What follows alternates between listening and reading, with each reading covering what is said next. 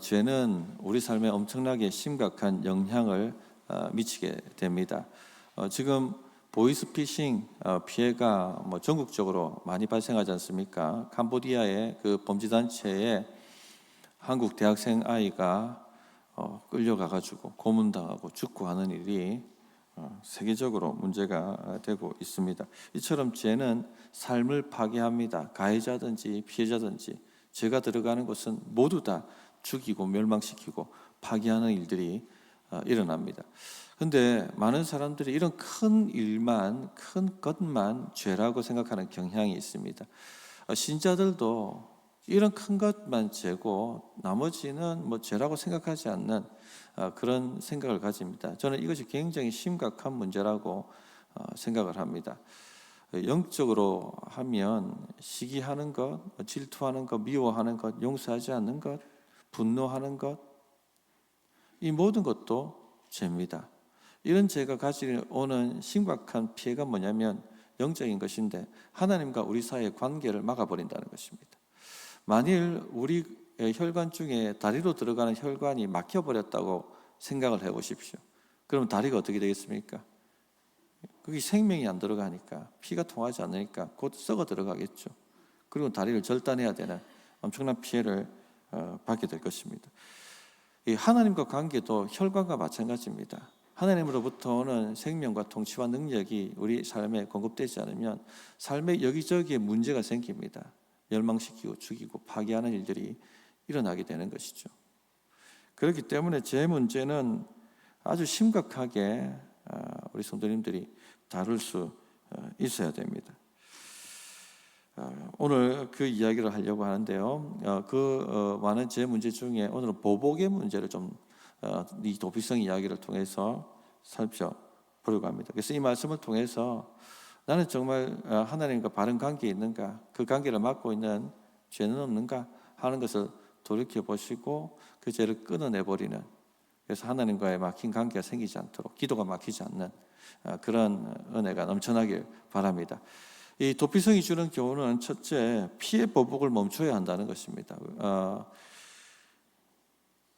1절, 2절에 보시면 하나님께서 모세에게 명령하신 도피성 세우라 하는 것을 지금 땅 분배하고 있는 여호수아에게 다시 나타나셔가지고 저 땅 분배하고 있는데 6개의 성읍을 구별해가지고 도피성을 세우라는 말씀을 다시 지금 하고 계시다는 것입니다. 2절 보시면 이스라엘 자손에게 말하여 이르기를 내가 모세를 통하여 너에게 말한 도피성들을 너희를 위해 정하여, 그만큼 하나님께서 도피성 제도를 중요하게 생각하셨다 하는 것을 알 수가 있습니다. 그렇다면 도피성이란 게 뭔가? 도피성이 무엇입니까? 부지중 실수로, 고의로 아니고 실수로, 의도하지 않게 사람을 그냥 사고가 나서 죽였을 때 도피할 수 있는 성이 바로 도피성입니다. 3절에 보면 부지중에 실수로 사람을 죽인 자를 그리로 도망하게 하라. 이는 너희를 위해 피해 보복자를 피할 곳이니라. 이 성으로 피하면 피해 보복자들로부터 피할 수가 제도적으로 있게 만들어 준 것입니다. 그렇다면 왜 이 도피성 제도가 필요했냐는 것입니다. 이렇게 하나님께서 2번이나 나타나셔가지고 모세에게 말씀하셨고 지금 여호수아에게 말씀하신 만큼 왜 이렇게 피해 보복자로부터 피하는 도피성 제도가 필요했냐는 것입니다. 왜 그랬겠습니까? 그 당시 피해 보복이 다반사였다는 것을 이야기해 주는 것이죠. 예를 들면은 친한 친구가 산에 나무하러 가자 하고 나무를 하러 갑니다. 그런데 한 친구가 나무질을 하다가 도끼질 하다가 이 자루에서 도끼날이 빠져나오는 바람에 옆에 친구가 그냥 그 머리를 맞았습니다. 그 자리에 즉사해 버렸어요. 이거 고의가 아니죠. 사고였습니다. 알지 못하는 가운데 살인을 저지른 것입니다. 그런데 이 죽은 아이의 가문이, 당시는 가문이 굉장히 중요했기 때문에 가문이 이거는 묵과할 수 없다. 그리고는 그 가해자를 죽이는 일이 다반사였다는 것입니다. 그러면 그 죽임을 당한 아이의 가문은 가만히 있겠습니까? 가문의 명예가 달렸는데 그래서 다시 일어나가지고 또 그 가문을 보복하고, 이런 보복이 끊이지 않았다는 것입니다. 근데 이런 보복이 왜 문제가 되냐면요, 하나님이 세우신 땅을 더럽힌다는 것입니다. 민수기 35장에 도피성 이야기가 나오고, 도피성 세우는 왜 필요한가 하는 그 이유를 하나님께서 이렇게 설명을 하십니다. 민수기 35장 33절 34절에 보면, 너희는 너희가 거주하는 땅을 더럽히지 말라. 피는 땅을 더럽히나니 피 흘림을 받은 땅은 그 피를 흘리게 한 자의 피가 아니면 속함을 받을 수 없느니라. 너희는 너희가 거주하는 땅 곧 내가 거주하는 땅을 더럽히지 말라. 나 여호와는 이스라엘 자손 중에 있음이니라.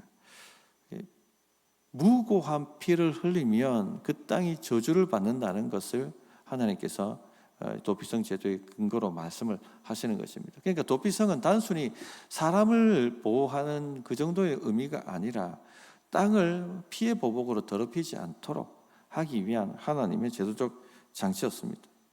공정한 재판을 받기도 전에 피해 보복자들을 통해서 사람이 죽고 또 재보복이 일어나고, 그 무고한 피지 않습니까?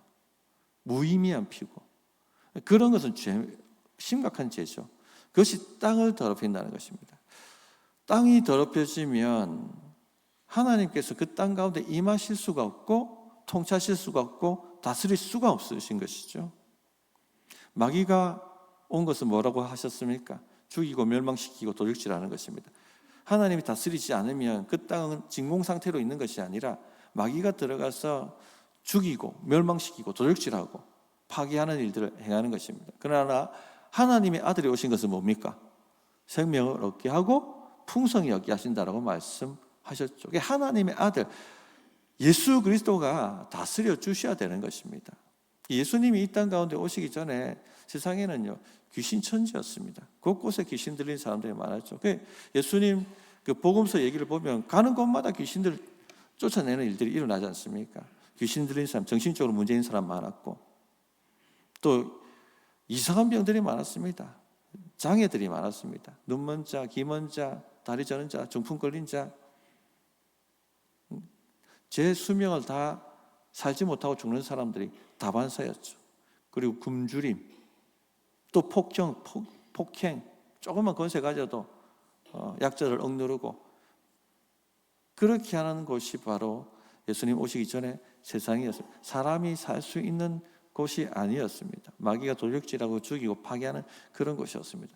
예수님께서 오셔서 귀신 쫓아내시고 병을 고치시고 삶의 여러 가지 굶주림의 문제들을 해결해 주시지 않습니까? 그러면서 주님이 전파하신 말씀이 무엇입니까? 하나님과 사람과의 관계를 막는, 하나님 다스리심을 막는 죄를 회개하라 라고 가는 곳마다 말씀을 하셨죠. 회개하라, 천국이 가까웠느니라. 회개하라, 하나님의 나라, 하나님의 통치가 가까이 왔느니라. 그렇게 말씀을 하셨습니다. 여호수아 시대 때 당장 끊어내야 될 죄악이 뭐였느냐? 가나안 땅에서 우상 숭배, 제1계명이지 않습니까? 두 번째 지금 중요하게 언급하는 것이 피해 보복. 이 땅에서 이거 다 끊어내라. 그렇지 않으면 계속 이 땅은 죽이고 멸망시키고 도둑질하고 그런 땅이 될 수밖에 없다. 생명을 얻되 풍성히 얻게 하는 땅이 되기 위해서는 이 피해 보복을 끊어라. 그렇게 말씀하고 있는 것입니다. 오늘 우리 시대는요, 피해 보복을 하는 시대는 아니죠. 법치국가입니다. 함부로 사람을 보복할 수는 없습니다. 그런데요, 마음으로는 하고 있는 것 같아요. 요즘 드라마를 보면 복수 드라마가 인기를 끄는 것 같습니다. 저도 몇 편을 봤습니다. 봤는데 사람들이 이제 법으로 안 하고 자기 손으로 사람을 갖다가 이제 징계를 하고 피해 보복을 하는 것이죠. 카타르시스가 느껴져요. 이거 위험하다. 그런 생각을 했습니다. 공의의 하나님께 신자는 맡겨야 되는 것이죠. 물론 우리는 피해 보복, 즉 살인은 하지 않지만 우리 신자들도 마음 안에 마음으로 살인할 수가 있습니다. 하나님께서는 그것도 살인이다, 그렇게 말씀을 하셨습니다. 마태복음 5장 21절 그리고 22절에 보면 옛사람에게 말한 바 살인하지 말라 누구든지 살인하면 심판을 받게 되리라 하였다는 것을 너희가 들었으나 나는 너희에게 이르노니 형제에게 노하는 자마다 심판을 받게 되고 형제를 대하여 라가 하는 자는 공회에 잡혀가게 되고 미련한 놈이라 하는 자는 지옥불에 들어가게 되리라. 이처럼 형제를 향해서 노하는 것, 화를 내는 것, 살인이라고 말씀하셨습니다. 또 형제를 향해서 라가 이 바보야, 아마도 이 바보 새끼야 이렇게 얘기하는 것 살인이라고 말씀하셨습니다. 또 형제를 향해 미련한 놈 이렇게 욕하는 것도 살인이라고 말씀하셨습니다. 지옥에 들어가는 살인이라고 말씀을 하셨습니다. 성도님들, 이런 죄를 마음으로 짓고 계시지 않습니까? 이것이 땅을 더럽힙니다. 진짜 사람을 죽이는 죄뿐만 아니라 마음으로 살인하는 죄도 땅을 더럽힙니다. 여러분 가정을 더럽힙니다. 여러분의 일터를 더럽힙니다. 그러면 하나님의 통치, 하나님의 다스림이 임할 수가 없는 거죠. 그럼 누가 와서 다스립니까? 마귀가 와서 죽이고 멸망시키고 파괴하는 그 짓을 하는 것입니다. 로마서 12장 19절에 내 사랑하는 자들아 너희가 친히 원수 갚지 말고 하나님의 진노하심에 맡기라. 기록되었을 때 원수 갚는 것이 내게 있으니 내가 갚으리라. 주께서 말씀하시니라. 성도님들, 교인들 간에 제가 목회하면서 교인들 간의 응어리를 가지고 풀지 않는 분들을 종종 봅니다. 더럽히는 것이에요. 그분들의 인생을 더럽히고 그분들의 가정을 더럽히고 그분들의 일터를 더럽히는 것입니다. 하나님이 통치하실 수가 없어요. 복을 주실 수가 없고 그분들이 아무리 많은 기도를 올린다 하더라도 그 기도가 올라가지 않습니다. 막혀버렸는데. 아무리 뜨겁게 예배하고 자기 몸을 내어서 헌신하고 불사라 준다 할지라도 하나님이 연락하실 수가 없습니다. 막혔기 때문에. 그럼 누가 와서 다스립니까 그러면? 마귀가 와서 다스리는 거예요. 다 죄인들이 모여서 한 공동체를 이루고 살아갑니다. 그러다 보면 갈등이 생기고 서로 상처 주고 상처받는 일이 생깁니다. 그러더라도 절대 응어리를 품지 마세요. 보복하려고 하지 마세요. 미워하지 마세요. 꽁해 있지 마세요. 용서하고 풀어놓아야 되는 거죠. 물론 계속 관계 가운데 상처를 받으면 관계를 갖다가 멀리 하기는 해야 되겠죠. 그러나 미워하지 마세요. 보복하려고 하지 마세요. 그 마음을 품으셔야 됩니다. 항상 자기 마음을 살피셔서 기도가 막히지 않도록 하나님께서 다스려 주시는 그 통로가 막히지 않도록 그렇게 하시라는 것입니다. 두 번째 이 도피성이 주는 교훈이 뭐냐? 부지중 죄라도 죄를 지었다면 책임을 다해야 한다는 것을 알려줍니다.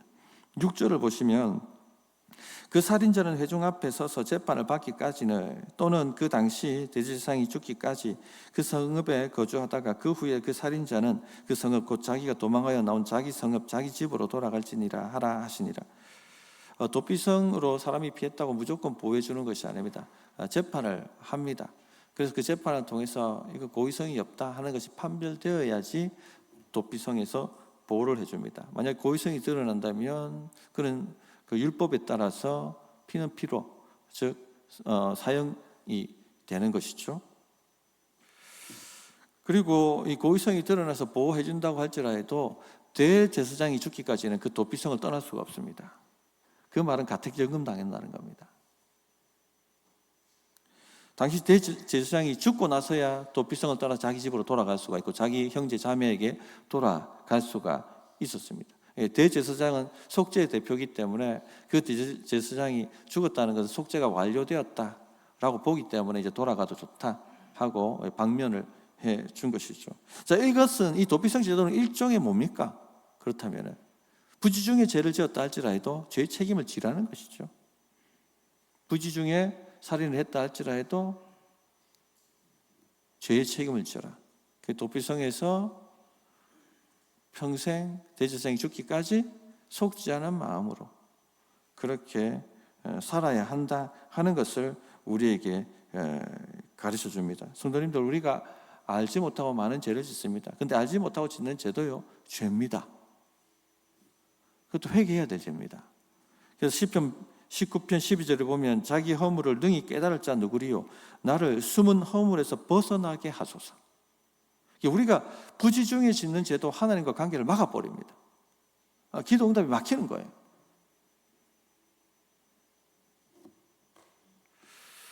이 세상 사람들이 기독교의 복음을 오해하는 것 중에 하나가 뭡니까? 기독교인들이 죄 짓고 회개했다고 하면 that's okay라고 한다. 그렇게 생각하죠. 심각하게 복음을 오해하고 있는 거죠. 그런데 신자들도 심각하게 복음을 오해하고 있습니다. 죄 짓거나 회개하면 그만이지 그렇게 생각합니다. 죄를 굉장히 가볍게 여기는 것이죠. 저는 미량이라는 영화, 윗세대는 아마 다 미량이라는 영화를 보셨을 것입니다. 누가 주인공이었습니까? 전도연이었죠. 전도연의 아들이 유괴범한테 납치되어서 죽임을 당합니다. 이제 그게 잡혀가지고 그 사람은 감옥에 들어가죠. 전도연이 이제 기독교인이었는데, 그래도 내가 원수도 사랑하려 했는데 용서해 줘야지. 그렇게 자기 마음을 이렇게 다스려가지고 이제 면회를 가지 않습니까? 그런데 그 살인범이 뭐라고 얘기합니까? 용서해 줄 필요 없다는 거죠. 왜요? 나는 교도소에서 예수님을 믿게 되었다. 내 모든 죄는 예수님이 다 가져가셨고 나는 용서받았기 때문에 당신이 나를 용서해 줄 필요가 없다라고 얘기합니다. 그 말에 전도연이 돌아버리죠. 내가 용서해 주지 않았는데 누가 용서하냐고. 지금 복음의 용서 메시지를 이렇게 이해하고 있다는 것입니다. 정말 그 살인범이 제대로 복음을 이해했다면 전도연에게 평생 죄송하다고, 내 모든 것을 다 팔았더라도 이 죄값을 치르겠다고 그렇게 말했어야 되는 거죠. 그게 진짜 회개한 심령이고 진짜 복음을 이해한 것입니다.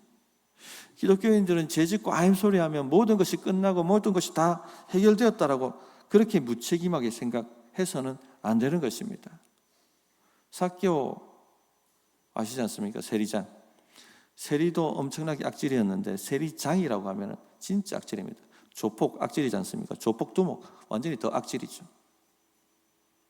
당시 로마에서 세리장 하면은요, 동족에게 고액의 세금, 로마가 부과한 것보다 더 큰 세금을 매겨서 로마에게 얼마 떼주고 나머지 자기가 착복하고 그렇게 부를 획득했던 사람이 세리와 세리장들이었습니다.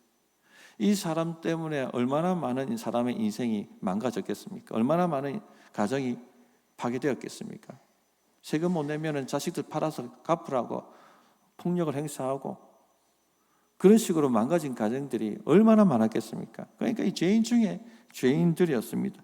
그런데 이 세리 삭개오가 예수님을 만나고 자신이 죄인인 것을 깊이 깨닫게 됩니다. 근데 세리장 삭개오가 어떻게 합니까? 근데 예수님 만났으니까 I am sorry. 그럼 끝난 게 아니죠. 어떻게 하죠? 세리장 삭개오가요? 내 재산의 절반을 가난한 자들에게 다 나눠주겠습니다. 주님, 내가 혹시 혹여 다른 사람을 속이거나 강탈한 것이 있다면 4배를 갚겠나이다. 자기 재산, 전 재산 내놓겠다고 얘기한 것과 다름이 없습니다. 누가복음 19장 8절 삭개오가 서서 주께 여짜오되 주여 보시옵소서 내 소유의 절반을 가난한 자들에게 주겠사오며 만일 누구의 것을 속여 빼앗은 일이 있으면 내 값들이나 갚겠나이다. 그렇게 얘기합니다. 잘못한 것에 대해서 책임을 져야 한다는 겁니다. 그것이 진정한 회개입니다. 빌리 그레이엄 목사님 집회 때 그 유명한 일화가 있죠. 그 미국 갱단 두목이 그 빌리 그레이엄 집회 갔다가 복음을 듣고 회심을 합니다. 교회 나갑니다. 그런데 갱 짓을 그만두는 게 아닌 거예요. 여전히 갱단의 두목으로 활동합니다. 폭력을 행사하고 돈을 빼앗고. 신문 기자가 가서 인터뷰를 하죠. 아니 당신 예수 믿었다고 하는데 교회 다닌다고 하는데 왜 그 갱단을 해체시키지 않느냐? 왜 여전히 그 폭력을 행사하고 그런 일을 행하느냐? 라고 질문을 합니다. 그랬더니 그가 했던 대답이 진짜 참 웃지 못할 얘기였죠. 정치가 크리스천도 있고 의사 크리스천도 있고 깽 크리스천도 있는 겁니다. 그렇게 얘기를 했다고 합니다. 진짜 회개한 사람이 아니죠. 삶을 바꿔야 되죠. 죄를 끊어버려야 되는 것이고 자기가 피해준 사람에게 갚아야 되는 것이죠. 성도님들, 복음이 왜곡되면 안 됩니다. 삶의 변화가 전혀 없으면서 입으로만 주여 주여 외치는 것이 믿음이 아니죠. 그 구원받은 믿음이 아닙니다. 자신의 죄로 인해서 피해받았을 사람들을 생각하고 책임을 지는 것이 진정한 회개입니다. 간혹요, 교인들 가운데 돈을 빌려주고 돈을 안 갚는 사람들 얘기를 들을 때가 있습니다. 혹시 우리 성도들 가운데 돈 빌리고 돈 안 갚고 있는 분들이 있습니까? 갚아야 되죠. 신적 어떻게 그래서 합니까? 자기 반지 빼고 목걸이 빼고 차 팔고 다 갚아야 되죠. 이런 신자들이 있다는 얘기예요. 또 내가 부지중에 말로서 상처를 줬을 때 나중에 깨달았습니다. 상처를 많이 받았구나. 그럼 어떻게 해야 됩니까? 가서 미안하다 사과해야 되죠. 그게 신자의 원래 회개의 모습입니다. 우리 성도님들 어떻게 사십니까? 그냥 나는 주의 피로 용서받았으니까 That's okay, I'm sorry 하고 끝나버리고 있습니까? 아니면 책임을 다하고 계십니까? 돌아보시길 바랍니다. 결국 그럼 도피성 제도가 가르치는 것이 무엇입니까? 인간이 아무리 노력하고 아무리 애를 써도 죄를 벗어날 수 없다는 것을 도피성이 알려주고 있는 것이죠. 의도치 않게 죄를 범할 수가 있습니다. 의도치 않게. 정말 의도하지 않게 사고가 일어나가지고 한 가정이 죽고 그런 피해를 주는 사람들을 보면 너무 안타깝고 안 됐다는 생각이 들지 않습니까? 그러나 그런 일이요, 우리에게도 일어날 수 있다는 것입니다. 우리에게도. 왜? 이 세상은 죄로 오염되어 있기 때문에. 공기가 이미 오염됐는데 나만 노력해서 깨끗한 것 마실 수 있다. 착각이죠. 이 세상이 타락하고 죄로 오염되어 있기 때문에 나는 안 하려고 노력해도 죄를 부지중이라도 지을 수밖에 없습니다. 전에 말씀드렸습니다. 제가 강도사 시절 구역 예배 인도하기 위해서 그 아름다운 금요일 날 차를 몰고 구역장 태워가지고 그때 영도에서 자천동까지 가기 위해서 차를 몰고 딱 가는데 기름이 앵꼬예요. 그래서 기름 좀 넣고 가야겠습니다 하고 하려면 이제 좀 뒤로 빼가지고 다시 돌려야 되기 때문에 뒤를 백미러를 다 봤는데 여기 보고 다 봤는데 전혀 사람이 없었습니다. 그래서 백기어를 넣고 딱 들어가는데 그 사각지대에 할머니 한 분이 계셨던 거예요. 쿵 하고 사람을 치게 된 것이죠. 그것 때문에 얼마나 죄책감과 고통했는지 모릅니다. 보세요. 정말 좋은 일, 주의 일 하러 가다가 이런 사고가 일어날 수 있다는 것입니다. 부지중에 실수로 죄를 범할 수가 있다는 것이죠. 그러니 어떻게 이 세상에서 자기 힘으로, 자기 공로로 의에 이르렀다고 말할 수가 있겠습니까? 그렇게 생각한다면 큰 착각입니다. 로마서 3장 10절부터 18절에 보면 기록된 바 의인은 없나니 하나도 없으며 깨닫는 자도 없고 하나님을 찾는 자도 없고 다 치우쳐 함께 무익하게 되고 선을 행하는 자는 없나니 하나도 없도다. 그들의 목구멍은 열린 무덤이요 그 혀로는 속임을 일삼으며 그 입술에는 독사의 독이 있고 그 입에는 저주와 악독이 가득하고 그 발은 피 흘리는데 빠른지라 파멸과 고생이 그 길에 있어 평강의 길을 알지 못하였고 그들의 눈앞에 하나님을 두려워함이 없느니라 함과 같으니라. 부지중에 우리가 이런 죄를 짓는다는 것입니다. 특히 여기 입술의 죄를 많이 열거하고 있죠. 어떤 분들은 그렇게 자신 있게 얘기하는 분들을 제가 종종 봅니다.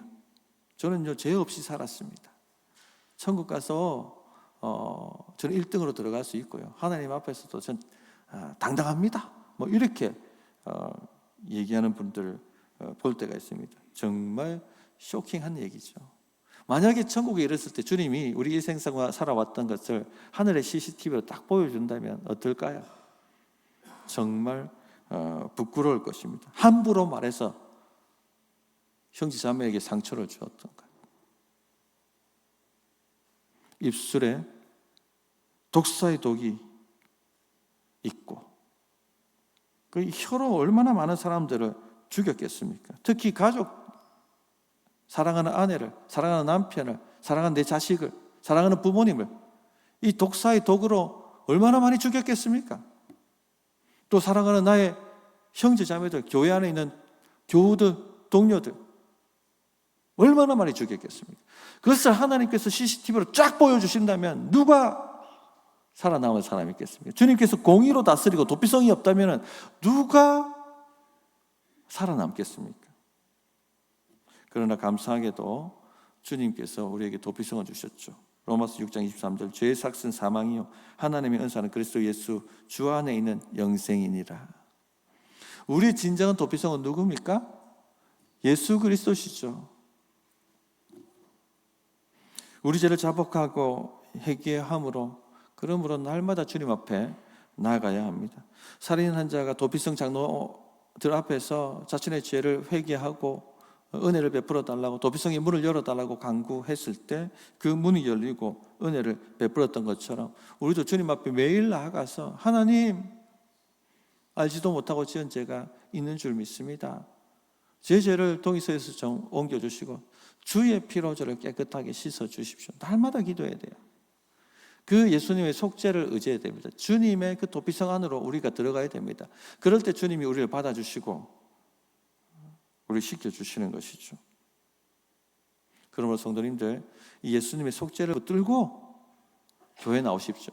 예수님의 속죄를 붙들고 가정에 들어가십시오.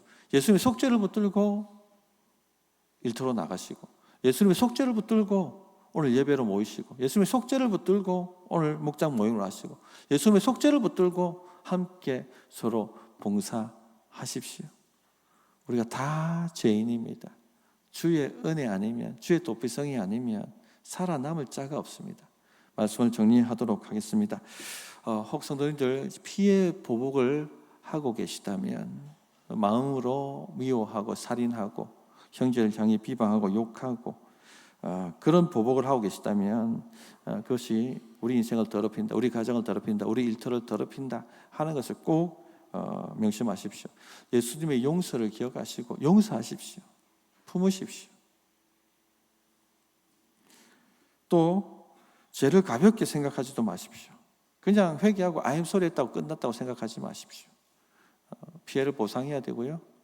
그 피해 준 것에 대한 책임을 내가 짊어져야 하는 것입니다. 자신의 삶을 바꿔야 하는 것입니다. 감사하게도 우리 주님께서 우리 대신하여 죽어주셔서 참된 도피성이 되셨다 하는 것을 늘 의지하시고 그 속죄의 피를 의지해서 하루하루 또 힘있게 막힘없는 삶을 살아가시기를 진실로 바랍니다. 한번 우리가 통성으로 기도하시겠습니다. 하나님, 혹 제가 부지 중에라도 상하게 한 일이 있다면 하나님 저를 용서하여 주시고, 또 제 마음에 용서하지 못하는 마음이 있다면 회개합니다. 용서할 수 있도록 도와주시고, 또 피해를 준 사람한테 갚지 않은 것이 있다면 갚을 수 있도록 주의 은혜 주십시오. 합심하게 기도하겠습니다. 하나님